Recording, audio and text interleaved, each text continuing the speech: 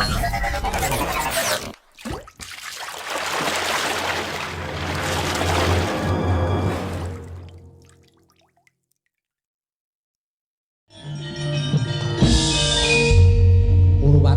wonten dawuh. Upama ta sira kula Putu Prabu kuwi bakal ngelar jajan. Mestine kuwi wis dadi kewajibaning Nalindra bedah negara mboyong putri Bondo Ratu. Saben Nalindra diwenangake bedah marang negara liyan supaya iso ngelar jajan kuwi wajibing Nalindra. Nanging ana pernatan kudu nganggo layang penantang. Aja nganti tumindak ing ora sak mesine. Wirata tok bedah kuwi kekarepaning Putu Prabu sumangga ning ngaturna layang penantang marang Ratu Wirata Prabu Matsapati. Aja diarani wong Astina kuwi jiring getih wedi mati ngatasé gepak perang negara ing Wirata tanpa nganggo layang penantang. Pamanarya kados pundi? Menapa kedah ginakaken layang penantang? Nuwun sewu, kula pikir-pikir kok kaya nganti sobat ambiar. Dadak nganggo layang pelayangan barang. Ingkang layang-layangan niku kajengipun Didi Kempot. Dik Pate, omongan sing apik. Oh, Pate kok omongane ting celbung sak penake dhewe. Wong sampeyan nganggo sandangan ya ora pate apik ngoten kok. Sandangane Begawan Durna kok kaya pelangi. Ya men, niki karang ya kaya ngene kok malang-malang sakarpe dhewe. Nggih, Kakang Durna, menawi cara kula mboten sah nganggo layang penantang. Gunane apa nggunakake layang penantang nek kono wis tata-tata mangke menawi malah kula lan panjenengan kawon mangke rak malah mirang-mirangaken. Nggih, Kanjeng Hyang. Kula mboten ginakaken layang penantang. Yen ngono disengguh Ratu Ngastina kuwi jiring getih wedi mati kajengipun. Mboten dados menapa. Samrika kantun paduka Kanjeng Hyang. Kula badhe nyuwun priksa, kowe arep njaluk utawa nyuwun priksa apa? Kanjeng Hyang menika merangkul negari Ngastina kados menapa? Lho, iki bumi wutah getihku, Kurupati. Iki bumi kelahiranku. Mestine wae aku bakal mbelani negara Ngastina menawi paduka badhe mbelani negari Ngastina kedahipun sak mangke kersa nderek utawi ngrawuhi madaning peperangan negari Wirata anggenipun badhe kula bedah. Yen perkara aku melu perang kuwi kosik merga kowe ora gelem nggunakake layang penantang. Yen to aku melu perang dikira aku wong tuwa ing ora kandan-kandan marang Putu Prabu. Nek ngoten sampeyan ning ngandhake tresna karo Ngastina kabeh mawung kandhang ning pangucap ora kababar dadi pakarti. Hyang Bisma mendak-mendak rawuh wonten negari Ngastina ngendikake Kurupati Ngastina iki bumi kelahiranku. Kurupati Ngastina iki bumi wutah getihku. Aku tresna karo Ngastina. Aku kuwi tresna karo bumi kelahiranku. Sapa sing arep ngidak-idak bumi kelahiranku ajange ning dadane Begawan Bisma samangika kula tanjihaken. Sing ngendika kaya ngoten wau sinten? Sing pendak-pendak ngendika kaya ngoten niku sinten? Jebul kabeh mung kandhek ana ing pangucap ora kababar dadi pakarti. Kula anggep yen to pendhita-pendhita sing ngegungake kautaman junjung marang kejujuran kabeh mau mung lamis cetha bosok atine.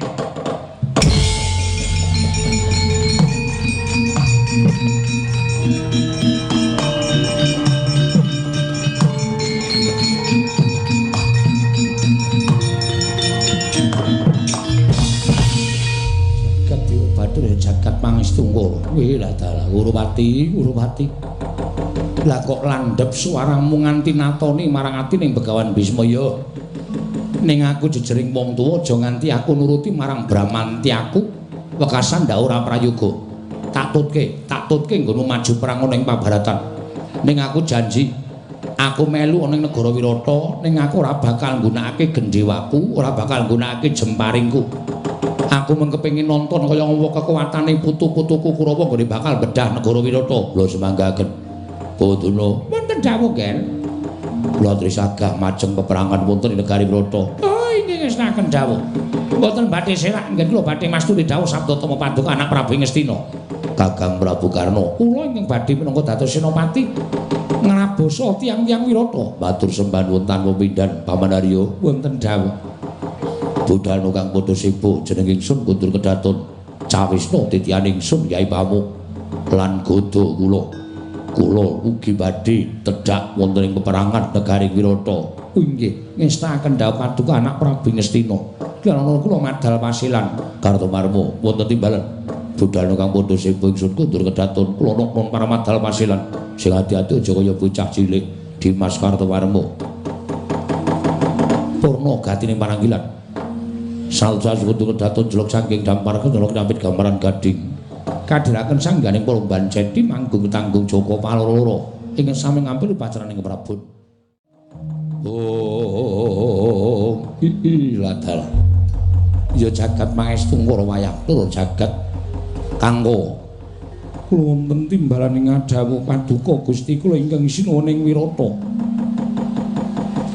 ujaring akeh kang padha nyebutake ingkang dadi jalaran patine adiku sak loron ya kuwi Kenca Karupa lan Reka Penca apa dene Raja Mala apa pancen kepara nyata ingkang gawe pepati mau tanah liya kejaba mung bojone abdining Si Utari kang wujud Gandharwa ya kuwi abdining Si Utari ingkang aran Salindri kasinggihan mekaten sinuwun malah sak mangkepun Salindri menika ingkang sampun kula harapaken ngersa paduka Gusti kula sanata ing Wirata iki ingkang aran Salindri inggih kasinggihan mekaten Salindri wonten paring dawuh sinuwun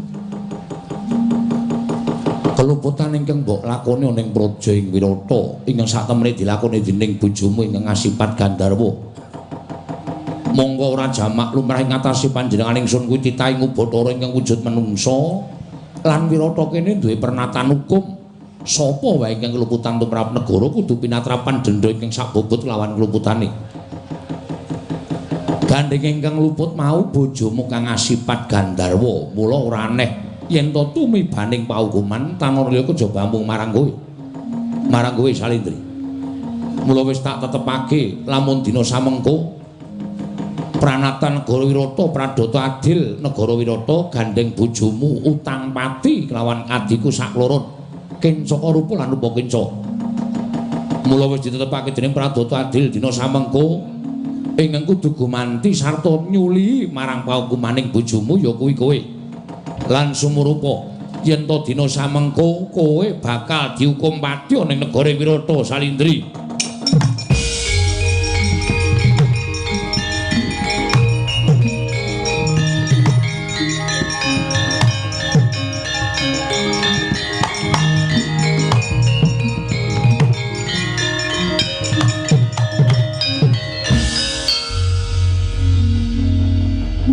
badhe selak jenyatanipun menika sampun katetepaken dening paduka Gusti kula ing Wirata mung kula nuwun sewu sinuwun menapa dipun keparengaken kula sakmangke nyuwun inah sawetawis wektu piye krana kula menika kejawi nderekaken Gusti kula ingkang sinuwun Dewi Utari leladi dhateng pun Dewi Utari kula menika ugi nggadahi pakaryan sadhe lisah wangi dhateng rencang-rencang sabaraan kula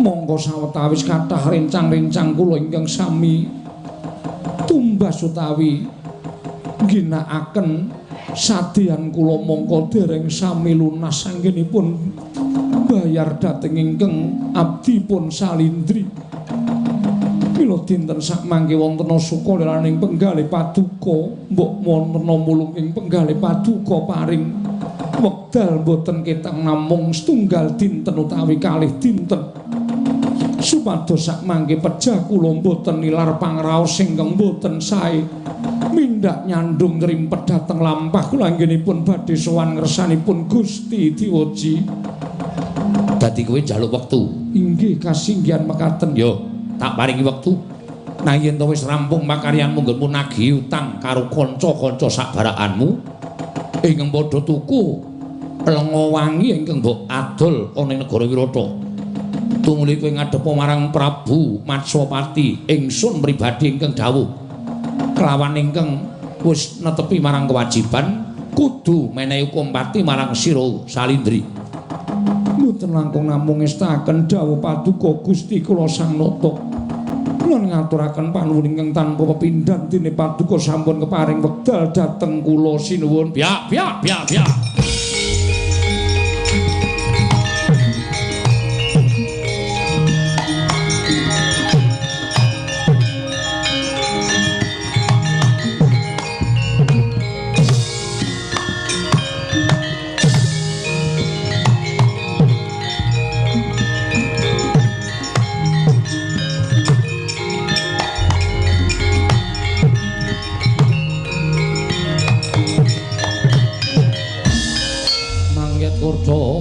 Sroma panggah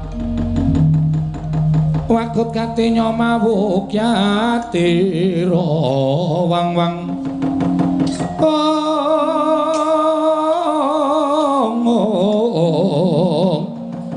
wakut kate nyomawuk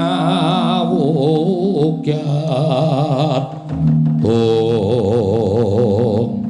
Patih Nirbita kasinggihan mekaten diweji melayu-melayu tanpa tinimbalan sawanana ing kedhaton negara Wirata menawi gati apa mugi andadosna ing kawuningan nalika semanten ing abdi kepatihan dijagi wonten tapel wates negari Wirata nanging dumadakan katingal rantak-rantak lampahing prajurit sareng kula titekaken inggih menika Dwaja utawi gendera ingkang kumalebet boten sanes namung gendera saking negaring Trigarta katingal Prabu Susarman lan Prabu Susarma inggih Prabu Susarma anggenipun nganguwuh-uwuh nedhi amblengket utawi bedah negari Wirata lan anyumbari dhateng Paduka Gusti kula sanata ing Wirata nedya ambedah projeng Wirata Gusti monggo mugi andadosna ing penggalian Paduka Gusti kula ing sinuwun weh ladal jagat duwa Bathara jagat pangestu nggara weh lala kok dadi Susarman Susarma sajake durung kapok dirang-irang ning negara Wirata. Nirbita wonten timbalan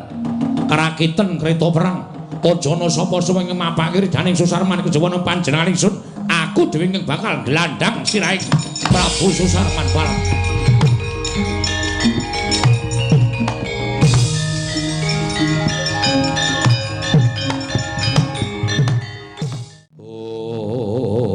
Nggih kanca mandheg bareng-bareng. Nggih kanca ngati-ati. Katon ngarep iki prajurit saka negara ing Wirata. Sajahe panjenengan wis ngerti marang laku ning prajurit Trigarta. Wis padha samapta ing gati sawiga ing diri. Nggih kanca ngati-ati. Ing ngati-ati sing nggawa panamburi dhewe. Sing nggawa tumbak pedhang arep ayo kanca ditata. Nggih kanca iki ana bendera sajahe saka negara ing Trigarta. Sapa dadi secuing ngajurit? Aku. Minangka dadi pangareping prajurit saka negara ing Wirata. Ora memper ing atase maju perang bakal bedah negara ing Wirata. Lah kok dadi ora ngaturake layang penantang marang Nalindra ing Wirata. Gustiku Prabu Sri Bagindo Maharaja Prabu Matsopati. Ora sandata nganggo layang penantang sing baku dina iki kudu iso mbantu Ratu Wirata. Wis ora-oraban suaramu. Sak kepenake dhewe nggonmu ngrasani marang Nalindra ing Wirata. Ayo langkauna dhisik bathange prajurit iki. Yen iso nglangkai bathange prajurit keduga kowe bakal nggawa marang Sinuwun Prabu ing Wirata dadi bandaning wong Trigarta. Ayo nek pancen wani maju kowe sing maju. Ora minggat arep aku krocok gaman. Lawan kene marganing patimu. Wah, sabet pedhang kene wae kaya batu tawur.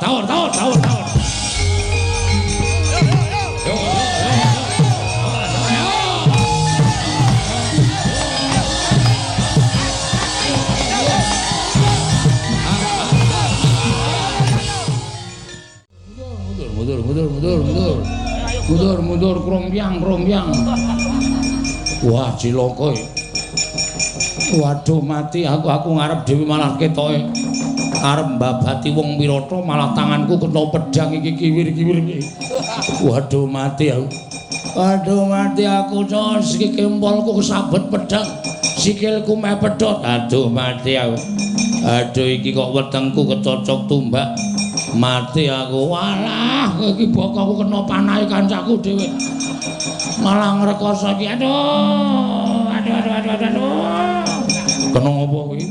Wetengku lara. Aduh. Kena ngopo? Kesabet tumbak.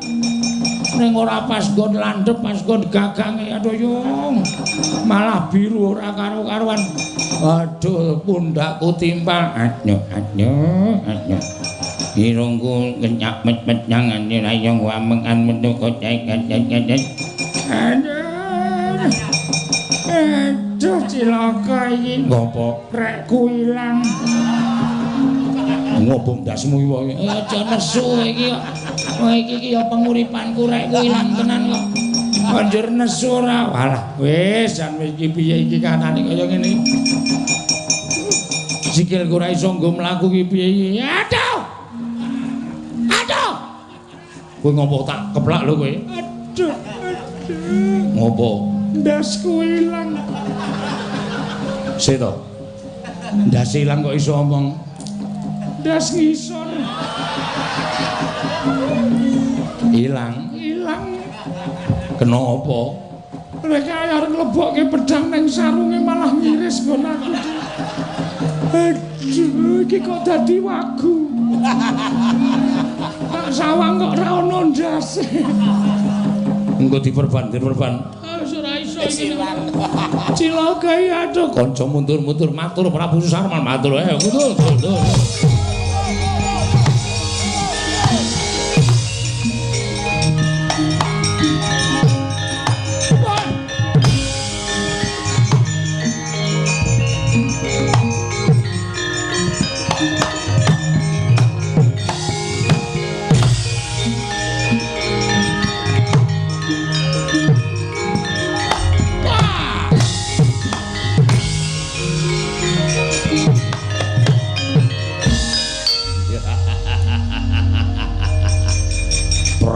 Durgandana Prabu Matswapati menungso licik kowe ngepuk perang negara Wirata tanpa nganggo layang penantang ayo apa mbok kira aku wong cilik getih wedi mati arep wis tuwek keklek jambuluwanen ning Matswapati wis sinambiran pakaryan minangka dadi makuthaning bangsa ing Wirata ora bakal aku ngiklasake negaraku dadi regemananing Prabu Susarman menungso sing dapure kaya kowe babu ayo kowe ngelokno saelek-elekmu marang aku.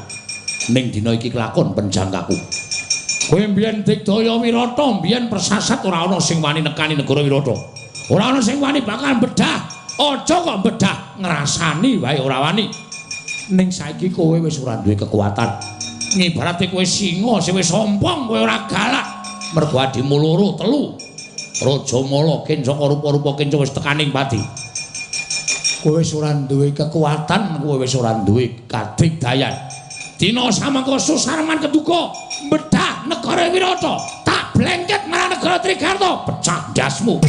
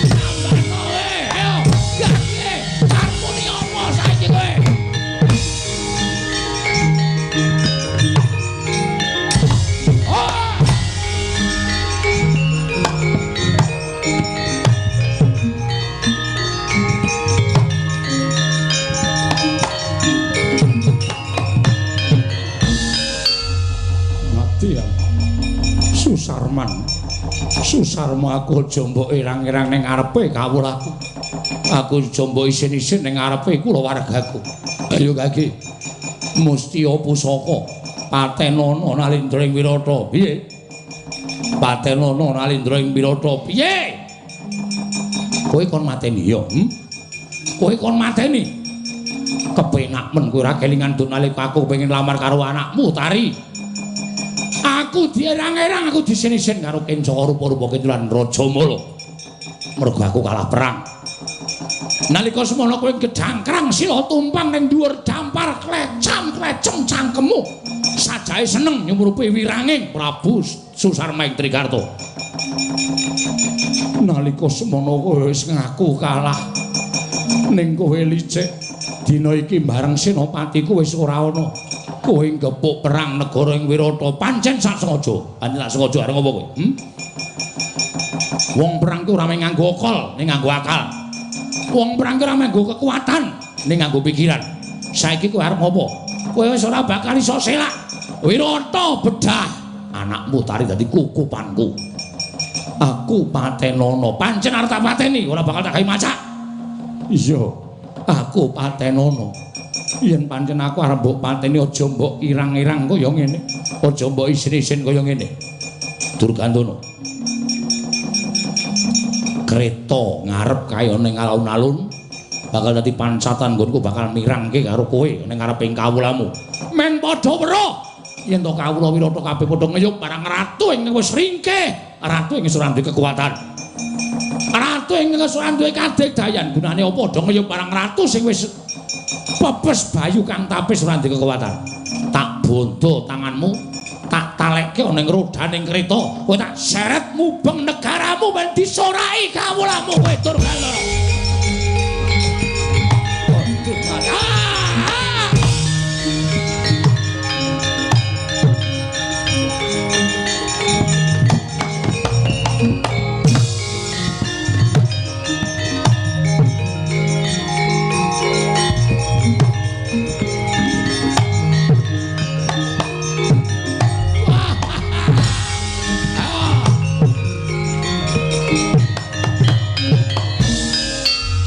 Sambato apa anggap aku arep mateni kowe tak suduk dadamu aku pusakaku mesti tekaning pati ning ora bakal ngrasake sastra wirang sing wis tau tak lakoni kaya ngapa wirange Prabu Susarman dierang-erang karo adimu saiki wis modar kabeh kowe sing kudu nanggung perkarane kowe kudu nanggung perkarane wirange Prabu Sarwa aku yang bakal musiri kreta kowe tak tarik tak seret men padha karo kawulamu yen ratune ratu ringkeh ratune ratu lan duwe kadegdayan bas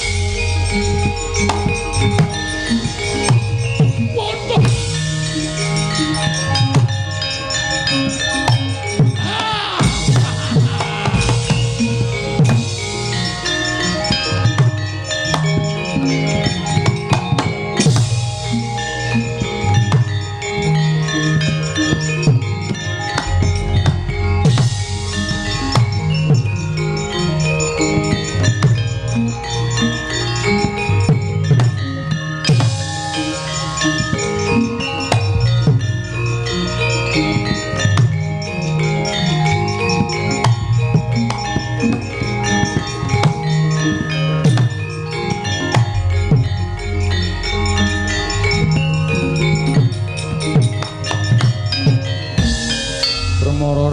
Stomya ngambreng ati karunaning kaswasih dosang ganda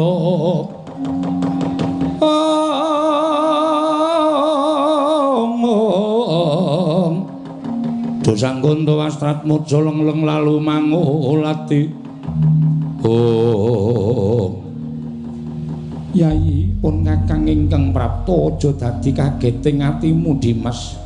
Yo. Untadewa kakangku. Iya Yai. Ana apa? Sumengko nggonmu rawuh ana ing pejagalan. Kowe tumuju ana ing ngarepaning Balawa ana wigati apa? Dimas, aku tak matur ngersaning Siadi ya Yai. Yo. Dina iki Si Adilan pun kakang nggone sesinglon tanpa runga bakal kadenangan. Sebab apa? Wirata dina samengko kaya ancik-ancik pucuking ngeri. Lire piye paring dawuh ngono? Tekane prajurit saka ing Trigarta ing kapandikan Prabu Susarman. Ngamuk punggung Suratamtaha Nirbaya Nirwikara.